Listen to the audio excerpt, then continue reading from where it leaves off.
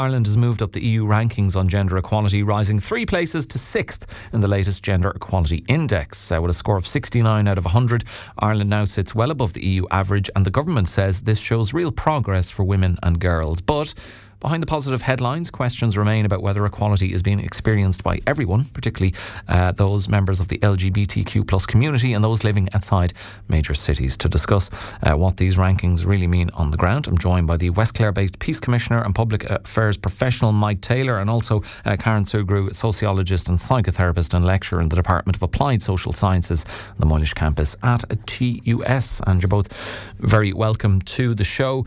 Mike, Ireland up to 6th in that Gender Equality Index. As someone yourself deeply involved in equality campaigns like Repeal and marriage equality, etc., what was your reaction to that news? To be celebrated but with caveats, or do you have a different take on it? Good morning, Alan. Thanks a million for having me back on this morning. I suppose at the outset, if you'll indulge me for a moment, I haven't been on recently, so I just want to acknowledge, since I was last with you, the passing of somebody who was deeply committed to equality and deeply committed to activism in the county in all its facets, and that is the late great Dermot Hayes. And just to say that my condolences are with his wife Marion and all who knew and loved him and remember him fondly. So look, rest in peace, comrade, as he would say himself. I suppose in talking about gender equality, I think while these stats are positive overall, it's important to acknowledge that we still have a long way to go in order to meet many of the aims and aspirations of a fair and just society. So whether we're talking about gender, disability, sexual orientation, age, or even the urban-rural divide, sure, the numbers are on the way up, which is to be welcomed, but I suppose the question overall is, are they rising fast enough? And if we dig into the bigger picture of the data, despite coming 6th overall, Ireland in those stats still continues to rank 7th on power, 11th on time, 14th on work, and astonishingly the 22nd out of 27 EU member states on money. So there's still much more to do. I suppose the good news is that listening to and meaningfully engaging with organisations like the National Women's Council, Safe Ireland, Women for Election, and indeed local NGOs here on the ground like Clare Haven and Clare PPN can shape and inform policy like the National Strategy for Women and Girls and provide a clear roadmap for the improvements that we need to make for gender equality going forward from this point. I suppose some of the stats in detail to note that women are still working for free for about 14.5% of the year in this country because of the gender pay gap. On the health stats in particular, I thought it was interesting to note that health is actually the only point on the index that Ireland has fallen back on in the last 5 years at minus 1.4%, despite coming first overall on the league tables. But that's important to point out that this is based on self-reporting, where 80% of women view their health as good or very good, but might not necessarily be representative of what's actually going on because of significant gaps in screening and diagnosis for a plethora of conditions across Ireland. And even then, about 25% of women, but only 15% of men feel that men are treated better than women in healthcare settings, despite the many stories we've heard to the contrary, and that number should probably be a little bit higher. We've seen and we've heard on record how so many women across the country feel that they haven't been heard or have been locked out of decision making within their own medical history. So I think that's important to reflect as well. And then of course there's the geographic based health inequality. UHL taking the crown once again for the most overcrowded hospital in Ireland the first week of 2026. We need more beds and less trolleys, and we need them yesterday. And the direct result of significant overcrowding is that resources are overstretched, and a recruitment and retention crisis continues to worsen, resulting in things like home birth services being unavailable to pregnant people living here in Clare for the last number of years. Okay, so it's not even, from the sounds of what you're saying, Mike, it's not even a lot done, more to do. It's just a lot more to do. And Karen, given everything that Mike has just said, particularly in relation to women, the Minister Foley, Minister for Children, Disability and Equality, saying that Ireland's becoming a leader on equality for women and girls. Does that chime with what Mike has just said and your experience? Just to say, of course, I was nodding away as Mike was speaking because I agree with every single word. When we're looking at very large data sets like this, we have to be very careful. I would say, for me, I was quite angry when I read Minister Foley's headline. I think that I would be being generous if I said it was disingenuous. It very firmly falls into the category of lies, damn lies and statistics. And this is very dangerous because we are at unprecedented levels of rollback of rights, particularly of women, but right the way across any vulnerable community. The first page of the report, I'm just going to read it, says, the revised index for 2025 sets a new baseline for gender equality that is no longer comparable with the previous index scores. That is the first line.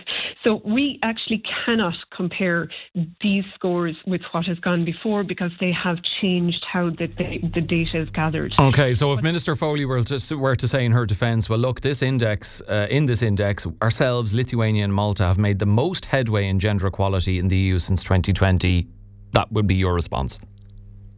I think, like I said, when we're looking at data, we have to be really careful. And every single woman will have felt very strongly reading that because they know that their lived experience on the ground is very, very different. And what we need to do is talk about lived experience on the ground. So one of the things that comes out in the report very strongly is the gender stereotypes are hugely problematic. Deeply ingrained gender norms continue to influence women's daily lives. Women face pervasive biases, and this is directly from the report, affecting their confidence, ambition and safety. And the report highlights specifically violence against women, which they say is pervasive and underreported, persistent and a severe threat. So we can't overstate how difficult things are on the ground for women in so many categories. Now, it's a 200-page report, so it's very hard to give a sense of everything that is in it. But on the 6 kind of areas that they look into, which are money, work, knowledge, time, power and health, if you dig down beneath the kind of headline stuff, on each of those there's significant problems. So, for example, women are working more. So more women are in work, but they are paid significantly less. They have less leisure time. They have, and leisure time is very significant because what that means is they have less rest time. They have less time, for example, to get involved in local politics. Now, if you look at the power index, we see that Ireland is actually ranked the worst in gender diversity in our parliament in Western Europe, the worst. So you have to scratch the surface only a very small bit to come to what's really happening in women's lives. And there is significant inequality for women. If you have a vulnerable identity on top of that, so if you're coming in with age, issues around or experiences of race, ethnic minority status, family status, sexuality, so if you remember the LGBTQI community and so on, those compound the initial issues. So Minister Foley's headline is not only misleading, but I do think it's quite dangerous. We have very, very significant data that's coming in around attitudes. Now, one of the attitudes that has come in that is referenced in the report is tolerance for violence against women is particularly high among young men. So young men are being polled and they are saying that they have a tolerance for violence. Now, that has a knock-on effect on the ground. It has a massive impact on participation in the public sphere.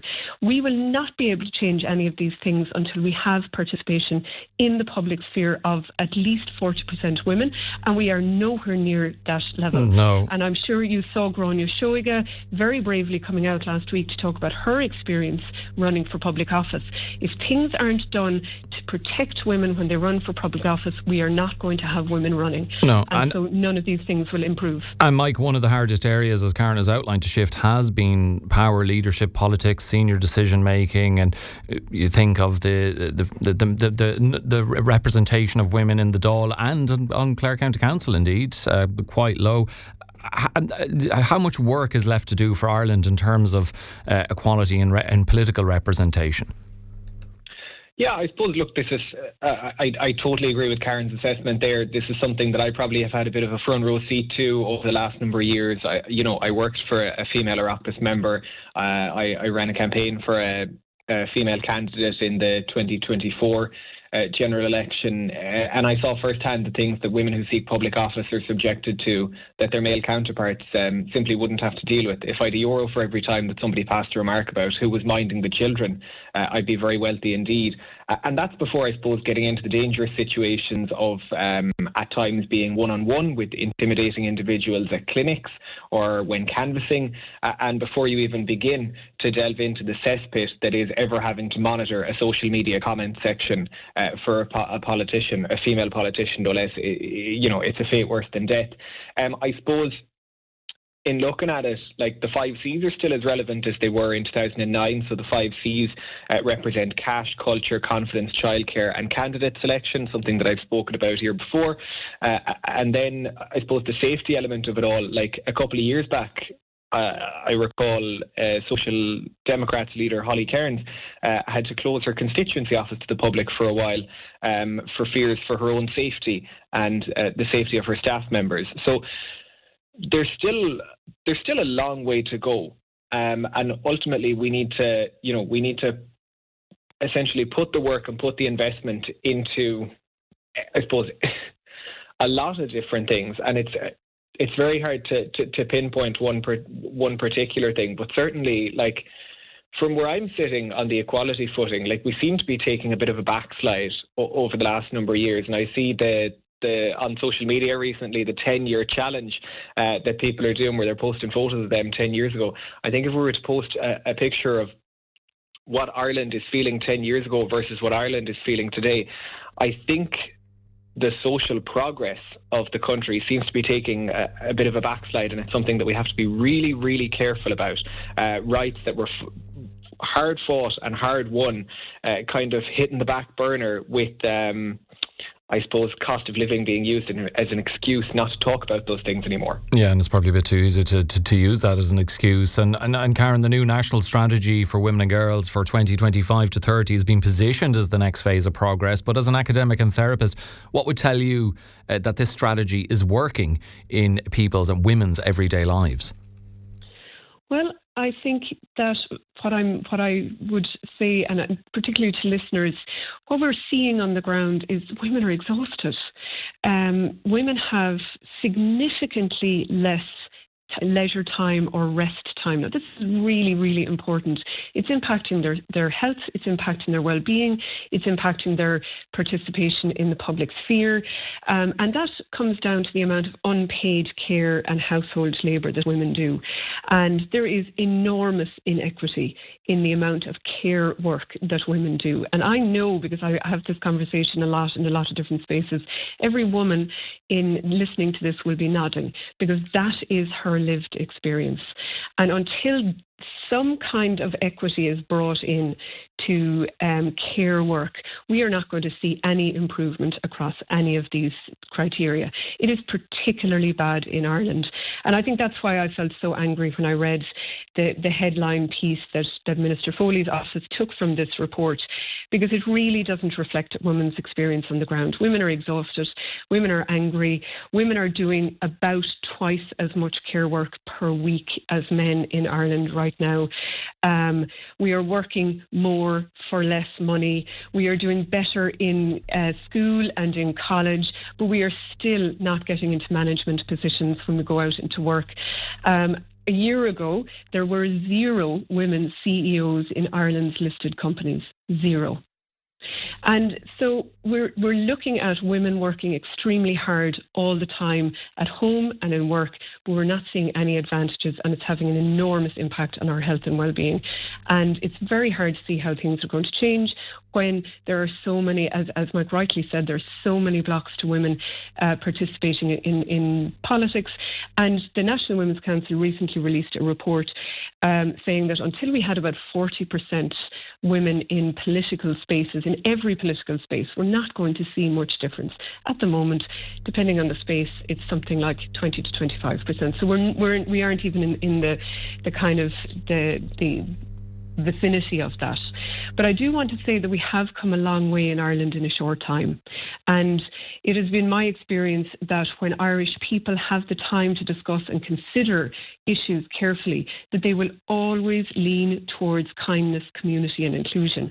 And I think this is really important because there are bad faith political actors out there who are highly motivated to make us kind of, fight with each other on the ground.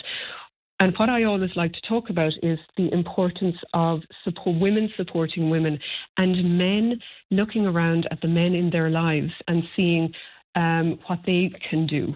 Because when we look at Grok and when we look at the sexualised images issue, we're seeing hundreds of thousands of images being created. We have to ask, who is creating those? And the answer is, it's the men in our lives. It's the men we work with, the men we vote for. It's the men we're married to. It's our friends and our uncles and our sons and so on. And we have to have conversations with the men in our lives. And that's a significant starting point for men. And for women, I would say, please get into politics. Please get into community organisations. And please speak out, because it isn't until we have a groundswell of women speaking out and getting involved that we're going to change this. Okay, we're almost out of time, but Mike, I want to finish with a quick word from yourself on a point you were making earlier on, that you felt, we had made progress over the last number of years, but that maybe that progress had stalled, and with the overall excuse being used of cost of living. And I mentioned at the start whether those in the LGBTQ plus community would look at this gender equality ranking and index and maybe be a little bit disappointed. Is that a community that might look at things and say, well, all the momentous events of 10 years ago and so forth is all well and good, but that progress has stalled? Or am I overstating it a bit too much? No, I think you're on the money there. Like 10 years ago, or a little bit beforehand, we had achieved marriage equality. We were moving in the right direction when it came to gender recognition and child and family relationships, and now we seem to have taken a complete backslide where comment sections around the country are lauding the performance of Enoch Burke and the likes. Let me tell you, I went to college with the Burkes 10 years ago, and it certainly wasn't lauded or being patted on the back by the vast majority of comment sections in the country that they were getting. I think we have a lot of work to do. I think the national conversation on education, currently being administered by Minister Hildegard Naughton, is a good step. I think listening to people and engaging is a good step. But I think Karen's on the money there around, sometimes we just need a bit more kindness, and we need a little bit more celebrating those people that make our communities great and that shape our communities in the background, those activists and those people that give so much of themselves to their communities. So if we focused a little bit more on the people that are putting good out into the world, rather than the people that are just causing distractions for the sake of causing distractions with their big American millions behind them, we might all be a little bit better off, Okay, look, we do have to leave it there. My thanks to Mike Taylor and Karen Sugrue for joining me on Morning Focus.